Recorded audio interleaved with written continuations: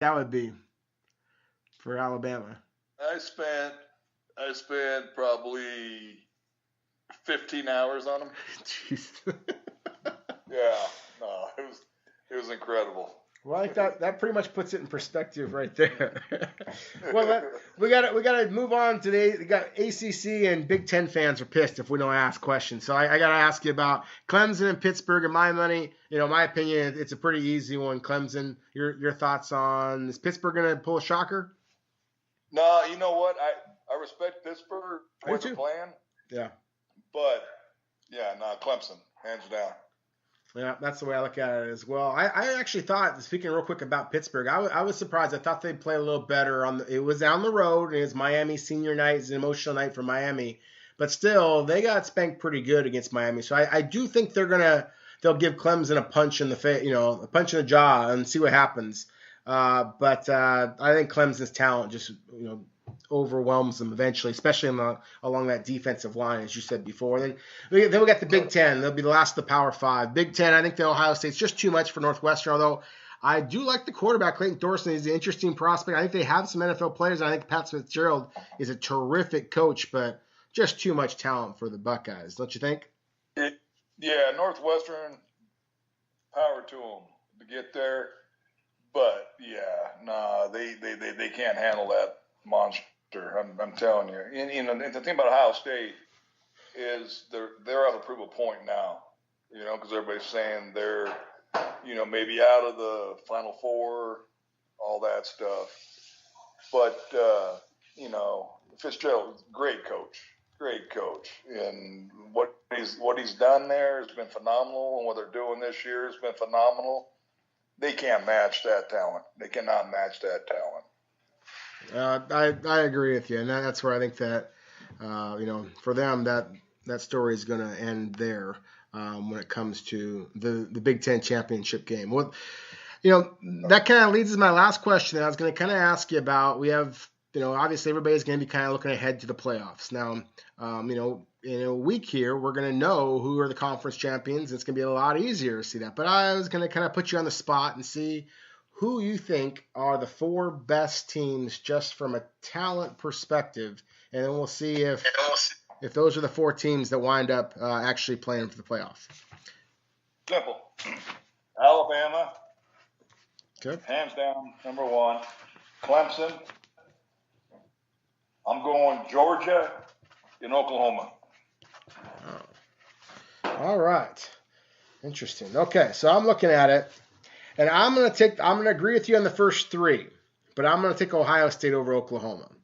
And I think it'd be a fascinating game to watch Ohio State and Oklahoma, because that's not. I like the talent at quarterback for both teams so much that it's one of the reasons why I'm willing to overlook. Okay, I'm going to cut you off here real quick, because the quarterback at Oklahoma is not better than the quarterback at Ohio State. To me, I don't know. I'm very. Come on. I like Ohio State. Now he's won me over, and Kyler Murray I'm intrigued by, but I wanna see him go against a defense like Ohio State, or a defense like I don't care. Big 12 defenses I don't care about. It doesn't mean anything to me that you score 60 on West Virginia. That's what Baker Mayfield did. I know, and I didn't believe in him until I saw him in person at the Senior Bowl. I wish you'd been sitting right next to me, Scott. I changed. I was so ready to jump on Baker and everybody else and be like, hey, I told you, Big 12. And instead he proved me wrong. But I will say that I'll give myself at least this credit. When I see it, I know it. And then I change my tune, So I'm willing to be wrong in January. I don't want to be wrong in April, And so I look at it. Kyle Murray's a really good player. Really good player. To me, I think he is too. I mean, he was like my week 2 riser or something like that. I mean, way back. I mean, you and I were talking about him, and he is a terrific player. I just want to see anybody who has played primarily Big 12 defenses go up and prove it against a a defense that has a little bit more NFL prospects, whether it be Big Ten, there's very few good Pac-12 defenses either, but Big Ten or SEC especially. Yeah, you're going to see it. He's going to have to. Yeah, and that's what's going to be fun. Is if of course Baker had that opportunity and did well. I mean, he proved me wrong with the games that he had against Ohio State, and so against Georgia, so. So to me, and like I said, and then the Senior Bowl is where he really proved me wrong. With Kyler Murray, I actually like him in some ways better than Baker as far as from first blush. But I do want to see him to go against, just better defenses, in my opinion. Yeah, no, I'm with you.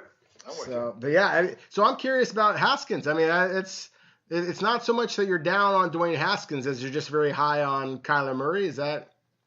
Am I reading you right there? Yeah, I'm not down on Haskins. I think Haskins, when it's all said and done, is Byron Leftwich. Really? Okay, I can see that.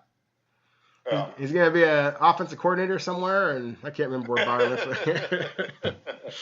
Well, we're going back on the way back machine, but Byron Leftwich is one of my all-time favorite quarterbacks to scout. I just remember when he broke his leg or whatever it was, and his linemen are carrying him down the field. I mean, that's my kind of quarterback right there. That's a guy. That's one of the guys. I agree. Yeah, Marshall. I agree. Totally agree. When your teammates love you like that, that's pretty cool stuff. Yeah, and I'm not knocking Haskins whatsoever. Haskins is a good player. I just think Murray's a legit player. Now he's going to be small. He's going to be 5'10"-ish. Yeah. He's going to be 190 pounds, which isn't good for longevity. But he's a ninth pick overall in the baseball draft. Yeah. He's got $4.8 million. Well, that's the thing. It'll be interesting to see if he was the ninth pick overall in baseball. There's going to be a quarterback needy team picking higher than ninth this year, so we'll see. Well, I was telling some guys tonight, and they're saying at worst second round, probably a first rounder. Yeah, I think he's got to make a decision. He is going to have to make a decision. It's going to be a fascinating one. Yeah, I can see that. I did my first mock draft. This will be the last thing. This is like a lot of our other conversations when we are off the air and we just kind of keep on talking. I had to do a mock draft, and I put Will Grier at the West Virginia quarterback at the end of the first, because I thought there's going to be a quarterback who's going to go there earlier than he should, which in my opinion, Will Grier is not a first-round player. But you know how they go. They go earlier than they should.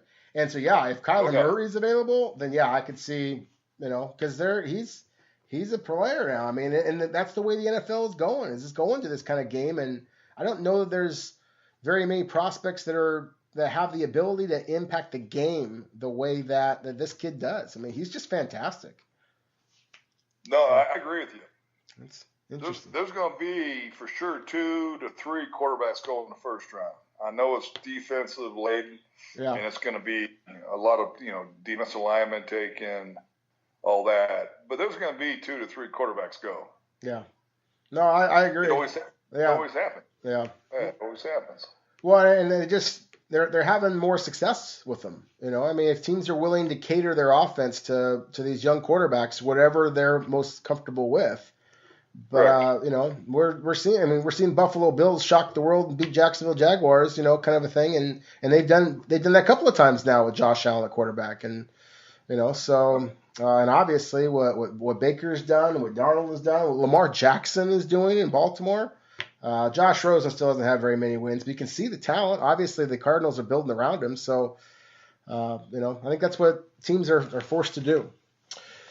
Well, Scott, I got Scott talking a little bit this week, so our podcast went a few minutes over than it generally does. But thank you so much if you have followed along and listening to our rambling about NFL and college football. For Scot McCloughan, my name is Rob Rang, and if you ever want to download any of the previous episodes of the Instinctive Scouting Podcast, then you can check it out on iTunes, NFLDraftScout.com, on Spotify, and anywhere else.